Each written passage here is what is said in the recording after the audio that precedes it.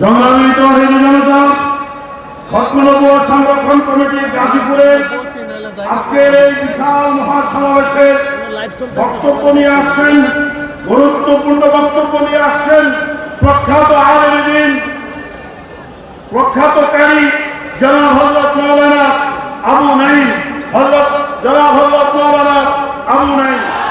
তাকবীর দিয়ে দাঁড়িয়ে যান, তাকবীর দাঁড়িয়ে যান, হুঙ্কার মারেন, দোয়া করেন কাদিয়ানি, কাদিয়ানি, কাফের, কাফের, কাদিয়ানি, কাদিয়ানি। গাজীপুর থেকে বিতাড়িত করতে রাজি আছেন? আমার জীবন যাবে, রক্ত যাবে, পরিবার যাবে, সন্তান যাবে, আমার নবীর ইজ্জতকে রক্ষা দেওয়ার জন্য কাদিয়ানিকে বদনামি করতে হবে, ঠিক কিনা ভাইরা?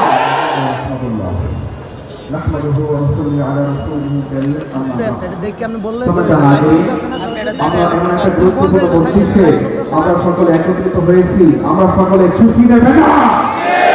আমরা খুশি, সৃষ্টিকর খুশি, কুল মাখলাক খুশি, সব সৃষ্টিকর সব কিছু খুশি, কিন্তু বড্ড বেজার শয়তান রজিম এবং কুখ্যাত কাফের শয়তান শয়তান শয়তান নিকৃষ্ট শয়তান কাদিয়ানী সম্প্রদায়, তারাও খুশি না।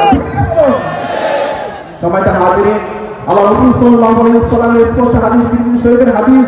আল্লাহ রাসূল সাল্লাল্লাহু আলাইহি ওয়াসাল্লাম তিনি বলেন, ওয়া আনা খাতামুন নাবিয়্যিন লা নাবিয়্যা বা'দি, আমি হলাম সর্বশেষ নবী এবং আমার পরে আর কোন নবী আসবে না, ঠিক কিনা বলেন? সময়টা হাজিরিন, সেই কুখ্যাত কাদিয়ানী সম্প্রদায় তারা শেষ নবী বলে দাবি করেছে।